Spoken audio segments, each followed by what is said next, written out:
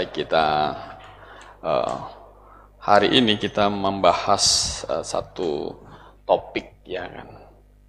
Karena ada yang seringkali saya dengar ada yang mempertentangkan antara Paulus dan Yesus Kristus, gitu. Jadi bahkan ada yang berpikir ketuhanan Yesus Kristus itu tidak pernah Yesus sendiri ajarkan. Yang mengajarkan tentang ketuhanan Yesus Kristus itu adalah Paulus. Nah, gitu. Nah, itu buatan Paulus.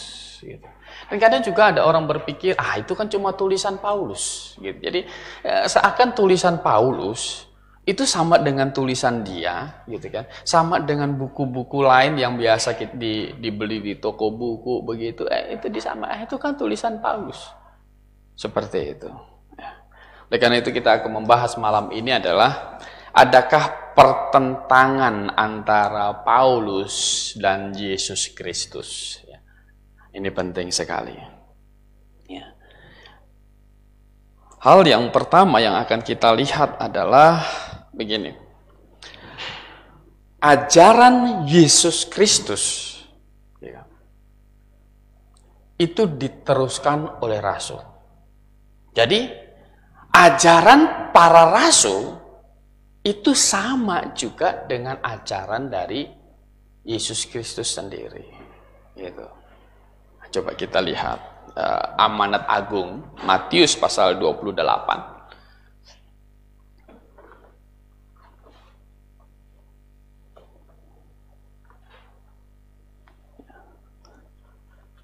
Jadi jangan ada yang pertentangan antara ajaran Yesus dan ajaran rasul, begitu. Karena ajaran rasul itu adalah amanat dari Yesus Kristus. Matius pasal 28 ayat 19 dan 20, saya baca di sini. Karena itu, pergilah jadikanlah semua bangsa muridku dan baptislah mereka dalam nama Bapa dan Anak dan Roh Kudus. 20 penting sekali. Dan ajarlah mereka melakukan segala sesuatu yang telah kuperintahkan kepadamu. Dan ketahuilah aku menyertai kamu senantiasa sampai kepada akhir zaman. Jadi Yesus Kristus menyertai para rasul sampai kepada akhir zaman, menyertai pemberitaannya, menyertai pengajarannya, begitu. Jadi rasul-rasul itu diminta ajarlah mereka melakukan segala sesuatu yang telah kuperintahkan kepadamu. Rasul-rasul itu adalah saksi hidup, ya, yang melihat Yesus waktu berkarya di muka bumi ini 3,5 tahun. Gitu. Jadi Yesus sudah mendelegasikan semua yang dia harus ajarkan kepada para rasul. Gitu.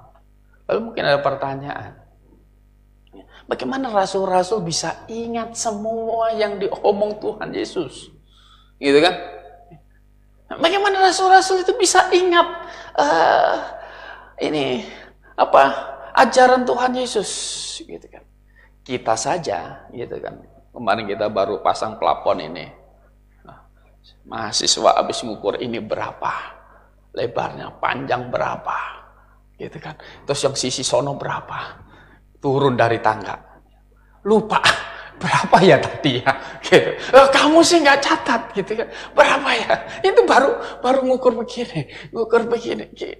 Lupa turun tangga, berapa ya, gitu. Jadi kalau plafonnya selisih dikit ya wajar, begitu, ya. Tapi rasul beda, gitu.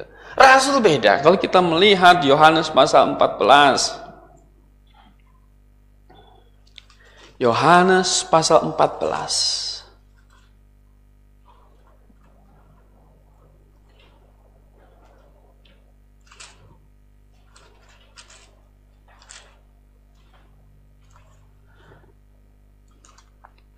Ya.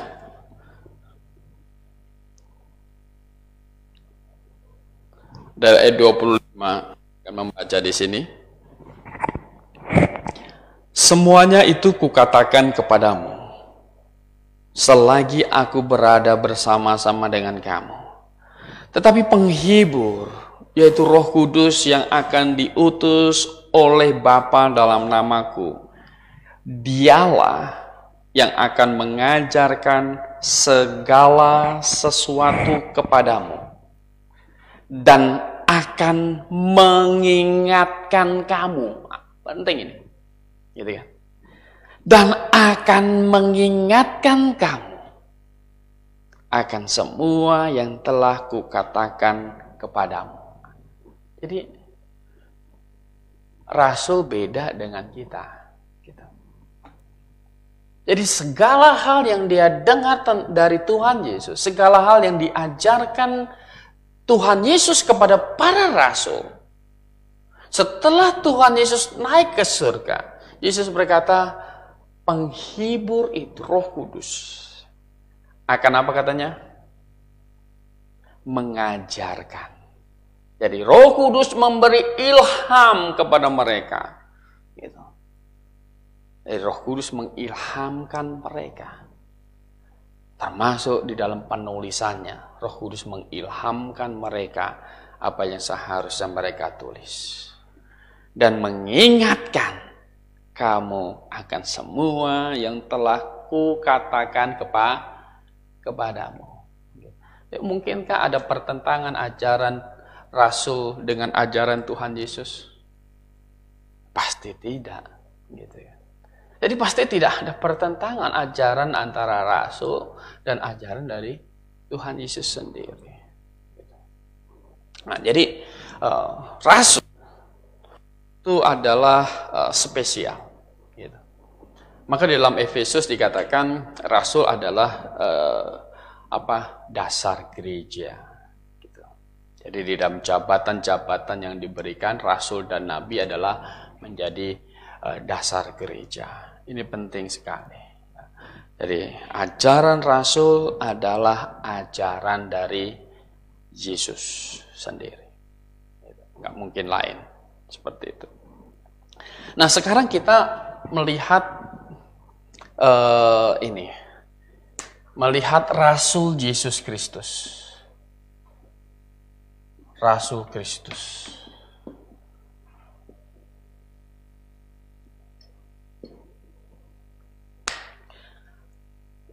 Arti rasul, kata rasul sendiri itu adalah utusan, gitu.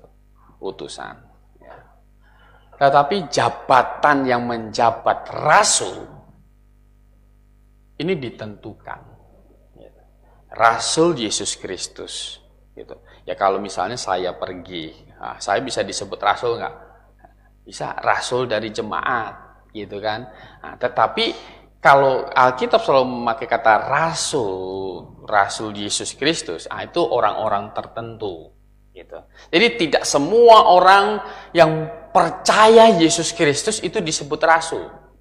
Gitu. Kalau semua orang yang percaya Yesus Kristus itu bisa mengangkat diri sendiri, saya Rasul, sama aja nggak ada Rasul. Kalau semuanya Rasul, sama aja ada Rasul nggak? Nggak ada Rasul lah. Gitu. Jadi rasul ini tertentu, gitu, tertentu. Nah, ada rasul untuk bangsa Yahudi.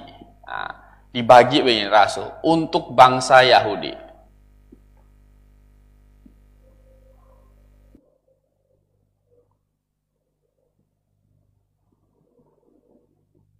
Yahudi ya. Gitu. Nah, itu satu. Kenapa ada terminologi rasul untuk bangsa Yahudi? Apakah Petrus tidak nginjil ke luar non-Yahudi, ke luar Yahudi, gitu kan? Apakah Yohanes dan lain sebagainya? Nah, terminologi ini muncul, ya kan? Karena kalau kita membaca Matius pasal 10, coba kita buka.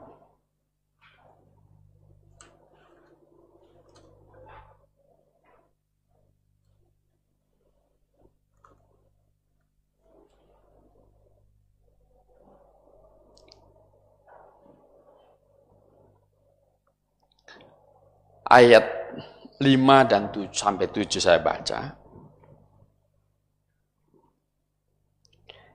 Ke-12 murid itu. Nah, jadi bilang berapa ini? Ke-12. Jadi jumlahnya ini 12. Ke-12 murid itu diutus oleh Yesus. Jadi mereka jadi rasul Yesus.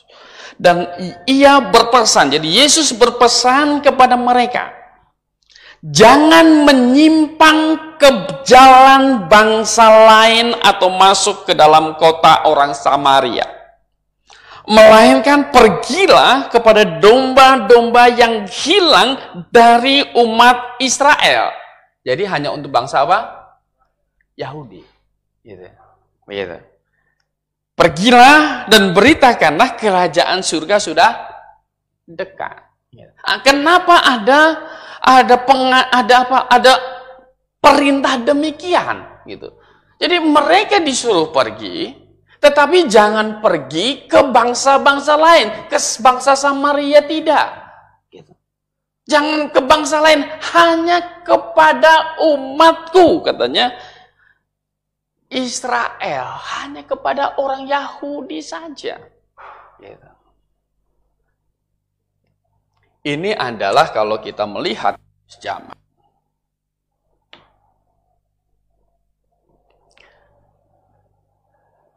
Dari tampilnya Yohanes Pembaptis, ini kita sebut plan A-nya.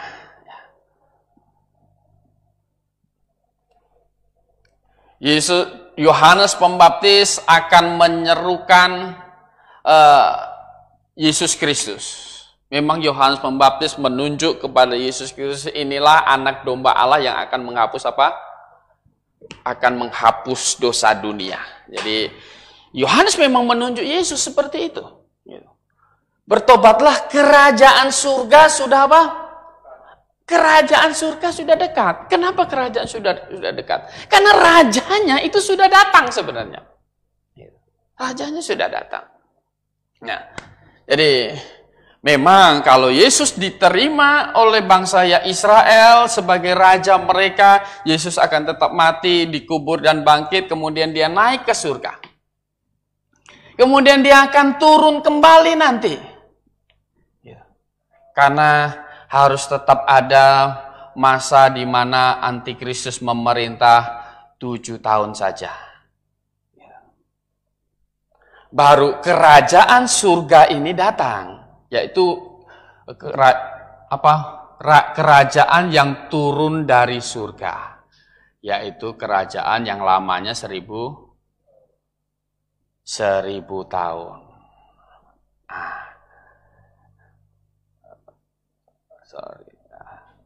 Kerajaan 1000 tahun. Jadi begitu.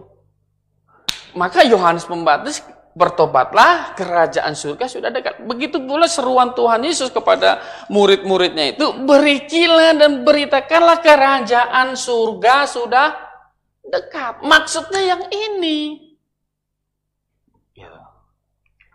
Sudah dekat. Gitu. Kenapa? Karena pasca Yesus terangkat ke surga, ada masa sedikit 7 tahun, baru kerajaan surga itu akan datang dengan Yesus turun kembali setelah dia terangkat. Kalau misi ini berhasil,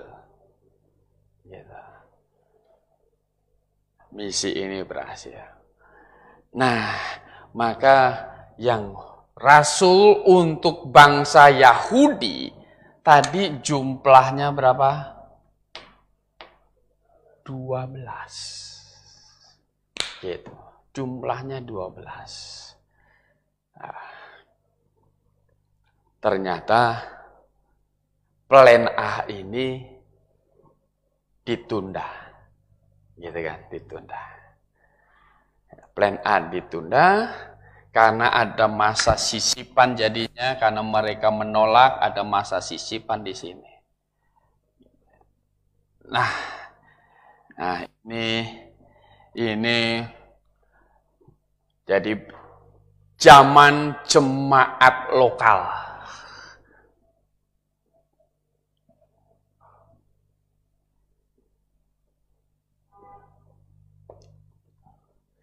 zaman jemaat lokal. Jadi Rasul Kristus untuk bangsa Yahudi 12, yang tadinya peran utamanya adalah hanya pergi kepada bangsa apa? Yahudi. Maka ada istilah Rasul untuk bangsa Yahudi ini. Gitu. Nah, setelah ini ditunda, maka Rasul yang untuk bangsa Yahudi tadi itu juga akhirnya memberitakan Injil kepada bangsa-bangsa lain. Gitu.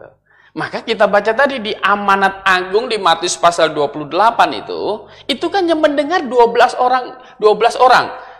Kurang 1, 11 jadi. Karena Yudasnya sudah apa? Sudah mengkhianati Yesus, kemudian dia gantung diri, dia mati. Gitu. Nah, jadi 11 orang itulah yang dikasih amanat, pergilah katanya. Baptislah semua orang yang percaya, gitu kan. Jadikanlah semua bangsa muridku, baptislah mereka dan ajarlah mereka. Mereka dapat tugas 12 orang ini. Nah, tadi ini tereliminasi satu ya, Yudas dikurang 1. Tereliminasi. Yudas Iskariot. 1. Jadi sisa 11. Gitu kan. Nah, jumlah rasul untuk bangsa Yahudi yang disebut untuk bangsa Yahudi tadi itu harus ada 12 gitu. Kurang 1. Maka di Kisah Para Rasul awal coba kita buka Kisah Para Rasul, mereka akhirnya bikin undi untuk memilih gantinya Yudas ini siapa. Gitu. Kalau kita baca Kisah Rasul pasal 1,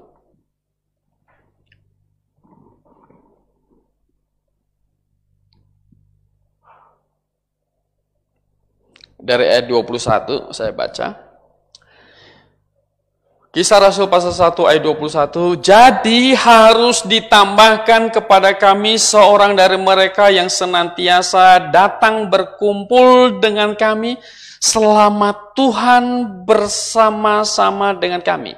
Yaitu mulai daripada baptisan Yohanes sampai hari Yesus terangkat ke surga meninggalkan kami. Untuk menjadi saksi dengan kami tentang apa? Kebangkitan. Nah, jadi mereka minta bikin ini Yudas ini digantikan. Ya, jadi posisi Yudas yang sudah ditinggalkan Yudas diganti cari. Dan akhirnya dapatlah apa? Matias, sehingga ditambah 1. Tambah 1 jumlahnya kembali apa? Kembali 12. Gitu. Kembali 12. Tambah 1 Matias sudah. Syaratnya untuk dapat Matias ini adalah orang yang mengikuti, artinya menjadi mengikut Yesus dari sejak baptisan Yohanes. Jadi ikut terus gitu. Sampai menyaksikan Yesus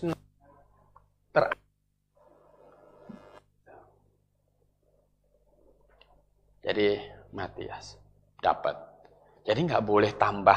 Boleh nggak ditambah jadi 50 biar makin rame, gitu? Nggak bisa, gitu. Cuma hanya boleh apa?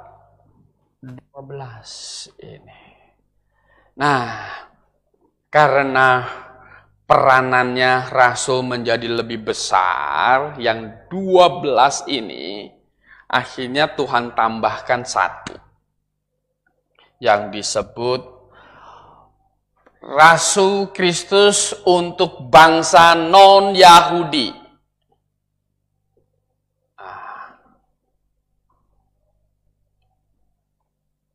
Jadi Tuhan tambah 1.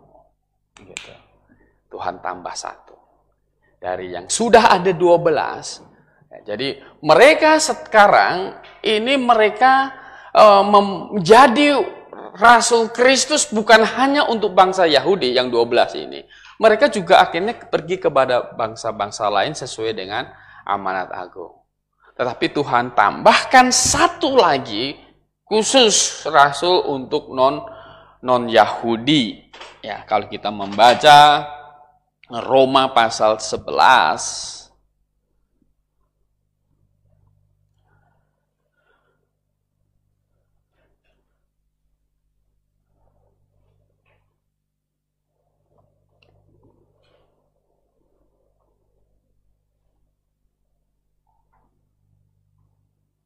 ayat 13, saya baca di sini. Aku, Rasul Paulus, berkata kepada kamu, hai bangsa-bangsa bukan Yahudi, justru karena aku adalah rasul untuk bangsa-bangsa bukan Yahudi, aku menganggap hal itu kemuliaan apa? Pelayananku. Jadi tambah satu, yaitu rasul apa? Paulus.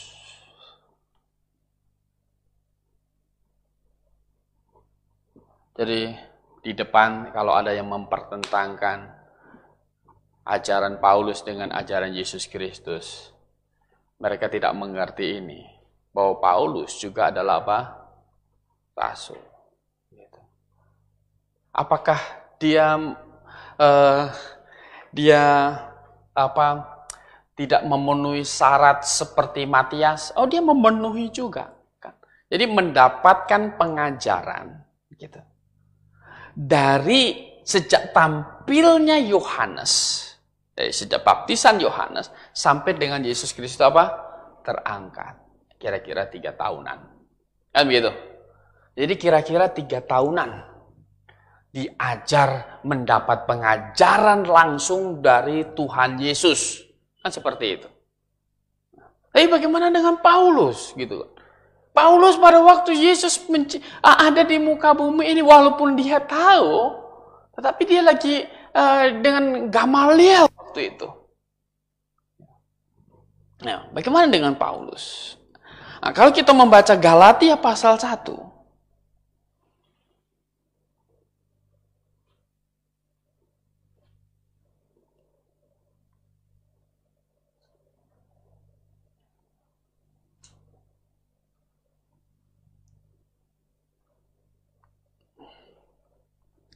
ini kesaksian Rasul Paulus setelah dia bertobat di jalan lurus menuju Damsyik.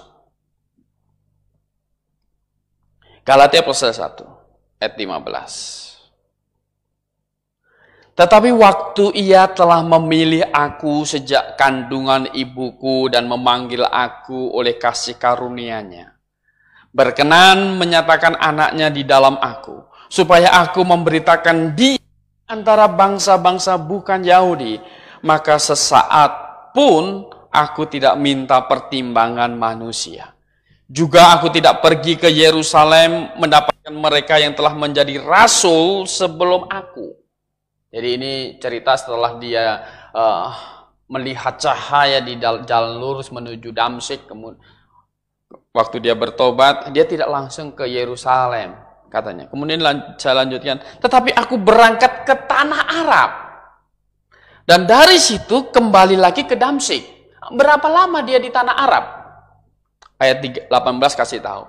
Lalu 3 tahun kemudian, ya, aku pergi ke Yerusalem untuk mengunjungi apa? Kefas. Ya, jadi kita tidak tahu berapa lamanya, gitu. Jadi dia kalau kita membaca cerita Rasul Paulus, ya kan, di 2 Korintus pasal 12. Ini yang luar biasa.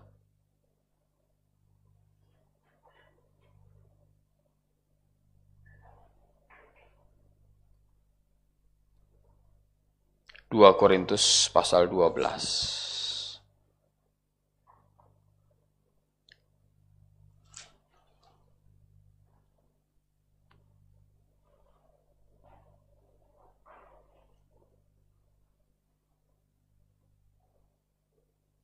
di ayat yang kedua.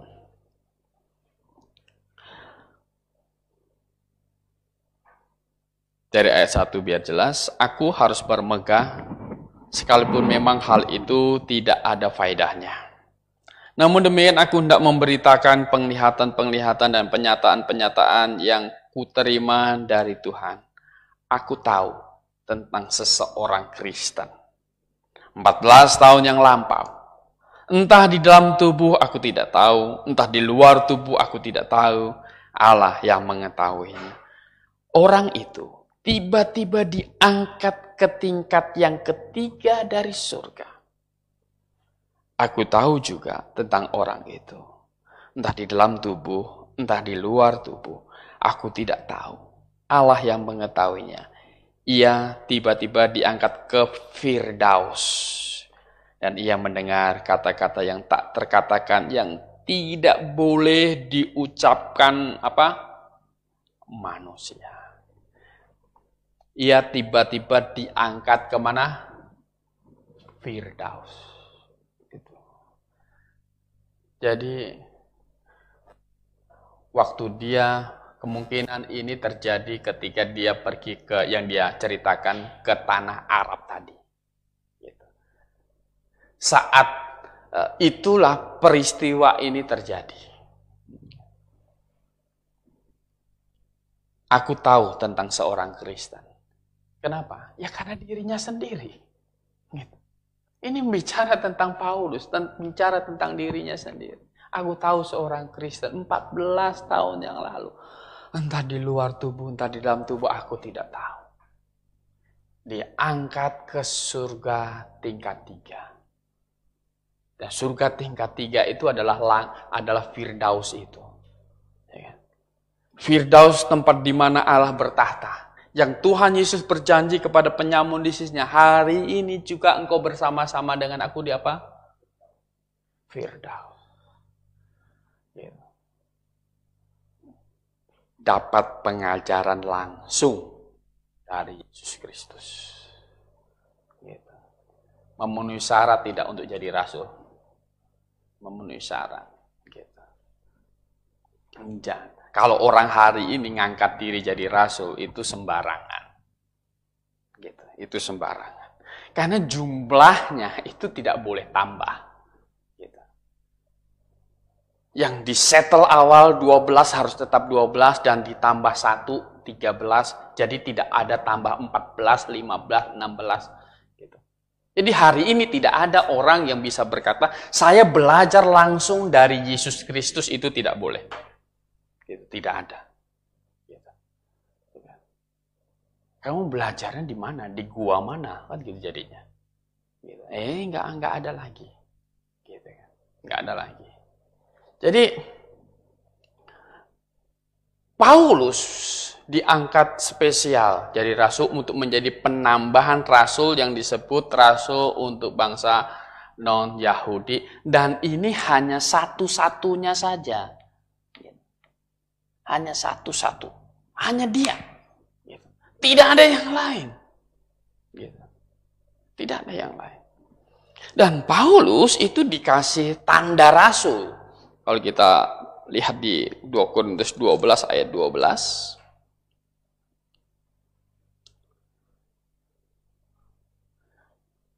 Saya baca di sini.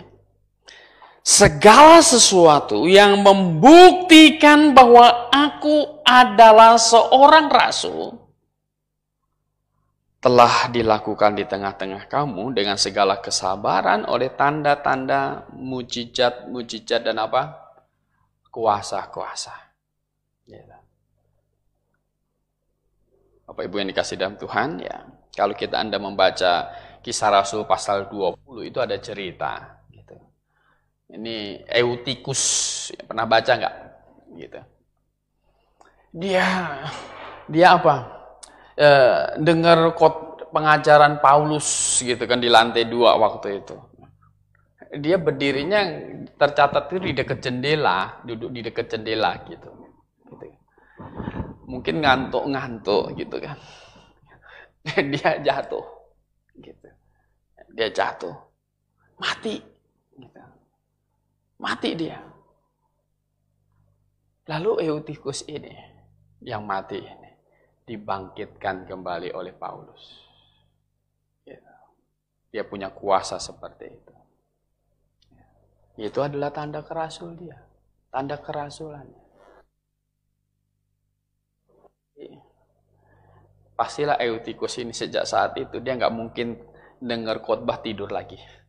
Ya enggak, itu udah pengalaman pertama gara-gara dia tidur jatuh dari jendela dia mati dia. Gitu. Kalau hari ini Anda jangan coba-coba, nggak ada rasul lagi. Gitu. Anda jatuh dari lantai 2 gitu mati. Gitu. Kita memang akan ketemu lagi, tapi ketemunya di surga. Kita nggak ada kuasa untuk bangkit-bangkitkan lagi. Kuasa yang punya kuasa bangkit-bangkitkan cuma apa? Rasul. Gitu, rasul. Ya, spesial rasul. Dan kerasulan Paulus ini pun, ini diakui oleh rasul-rasul yang lain juga. Coba kita membuka Kisah Rasul pasal 15.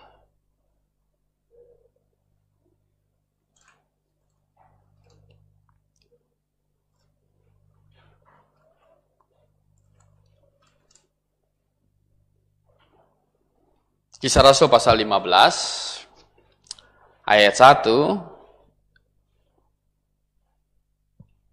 dan 2 saya membaca. Beberapa orang datang dari Yudea ke Antioquia dan mengajarkan kepada saudara-saudara di situ, jikalau kamu tidak disunat menurut adat istiadat yang diwariskan oleh Musa, kamu tidak dapat diselamatkan. Jadi seperti itu. Ayat 2, tetapi Paulus dan Barnabas dengan keras melawan, membantah pendapat mereka itu.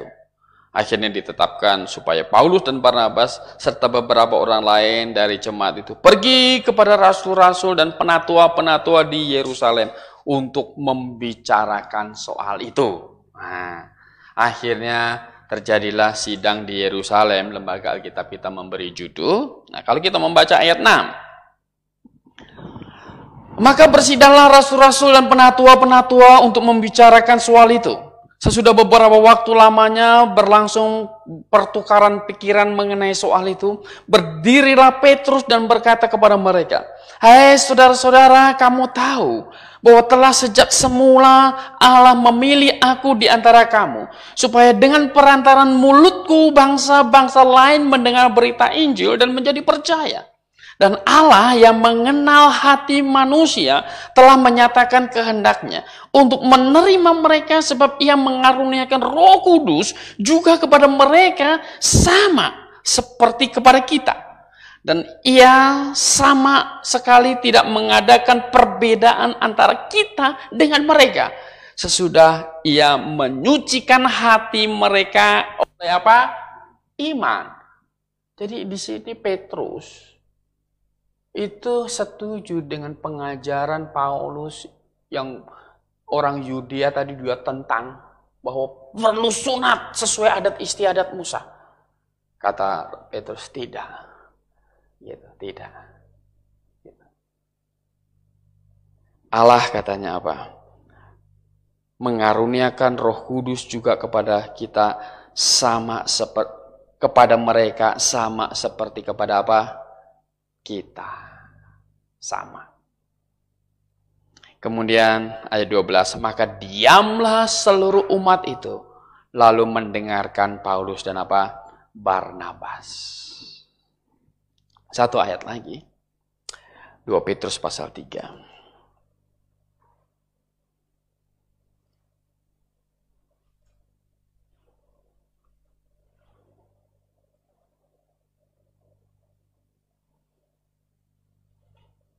Ayat 15 dan 16 saya membaca di sini. Anggaplah kesabaran Tuhan kita sebagai kesempatan bagimu untuk beroleh selamat. Seperti juga Paulus, saudara kita yang kekasih, telah menulis kepadamu menurut hikmat yang dikaruniakan kepadanya. Hal itu dibuatnya dalam semua suratnya apabila ia berbicara tentang perkara-perkara ini. Dalam surat-suratnya itu ada hal-hal yang sukar difahami, sehingga orang-orang yang tidak memahaminya dan yang tidak teguh imannya memutarbalikkannya menjadi kebinasaan mereka sendiri. Sama seperti yang telah mereka buat dengan tulisan-tulisan yang lain. Petrus sendiri sebenarnya mengakui bahwa Paulus menulis, Paulus adalah rasul, dan segala tulisannya itu diilhamkan oleh Allah. Seperti dia menulis, dia diingatkan oleh Roh Kudus untuk apa yang akan dia tulis, tentang apa yang sudah dia pernah dengar dari Yesus Kristus. Demikian juga Paulus. Segala hal yang dia tulis, segala hal yang dia ajarkan, itu diilhamkan oleh siapa? Roh Kudus. Roh Kudus yang bekerja. Roh Kudus yang mendorong dia mengajar. Roh Kudus yang mendorong dia menulis. Sehingga tulisannya tidak akan bertentangan dengan ajaran Yesus Kristus. Karena Yesus Kristus sudah mendelegasikan kepada mereka semuanya. Mereka dikasih kuasa. Sebagai Rasul Yesus Kristus, dikasih kuasa yang hampir tak terbatas. Hampir tak terbatas. Menghidupkan orang mati. Kalau mematikan orang hidup, ya kan, itu pernah dilakukan oleh Petrus juga, kan gitu. Nggak pakai pedang, gitu kan? Nggak pakai pisau, nggak pakai senapan. Cuma ngomong apa? Engkau Ananias, engkau bukan mendustai manusia, engkau mendustai apa? Allah, engkau mendustai Roh Kudus. Teng, mati dia, tanpa sentuh. Wah, kan gitu.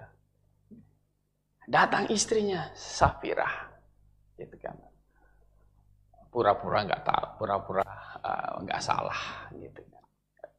Datang. Benarkah ini hasil penjualan rumahmu itu? Benar, seperti itulah mungkin. Yang seperti Pak suamiku lapor ke Pak Petrus, segitu jumlahnya, memang betul segitu. Nggak bohong dah. Kami nggak bohong dah. Barusan orang yang ngangkat mayat suamimu itu baru selesai keluar dari pintu itu tuh. Kamu bukan mendustai manusia, kamu mendustai Allah. Diangkat lagi. Sehidup sematilah benar. Ini pasangan keluarga sehidup semati ini. Maksudnya. Petrus, Rasul dikasih kuasa. Dan ini hanya khusus untuk mereka. Jadi tanda-tanda, karunia-karunia, kuasa-kuasa itu khusus untuk mereka. Begitu. Jadi Paulus rasul, tambahan rasul yang disebut bangsa untuk non-Yahudi. Gitu. Jumlahnya hanya satu saja. Gitu. Nah, boleh ada angkat lagi orang? Nah, nggak bisa lagi. Setelah Paulus mati, boleh digantikan lagi? Saya yang gantikan Paulus lah. Gitu. Rasul jadi harus tetap ada 13. Gitu. Rasul-rasul ini semua mati, saya ganti Petrus, saya ganti Yohanes, saya ganti Paulus. Nggak ada diganti. Gitu. Gitu. Makanya nanti di Yerusalem baru yang turun dari surga, nama mereka tertulis di dalam kota ini. Gitu. Hanya nama mereka, tidak ada nama yang lain. Gitu. Rasul Kurnia Kristanto, nggak ada. Gitu. Nggak ada. Rasul Kurnia Kristanto nggak ada. Hanya mereka saja. Jadi 13 Rasul Yesus Kristus. Dan mereka diilhami oleh Roh Kudus. Mereka diingatkan, didorong untuk mengajar apa yang harus mereka ajar. Seperti itu. Jadi tidak makan bertentangan dengan yang Yesus Kristus ajarkan. Kalau kita membaca surat-surat Paulus, surat-surat Petrus, surat-surat semua rasul, Anda jangan membacanya, Anda jangan menghadapinya itu sama seperti Anda menghadapi buku biasa. Gitu. Sama ya, itu tulisan lebih bagus tulisan doktor ini. Oh, jangan gitu. Ini rasul. Gitu, ini rasul lain. Ini firman Allah. Oke, baik. Jadi, adakah pertentangan antara Paulus dan Yesus? Tidak ada sama sekali.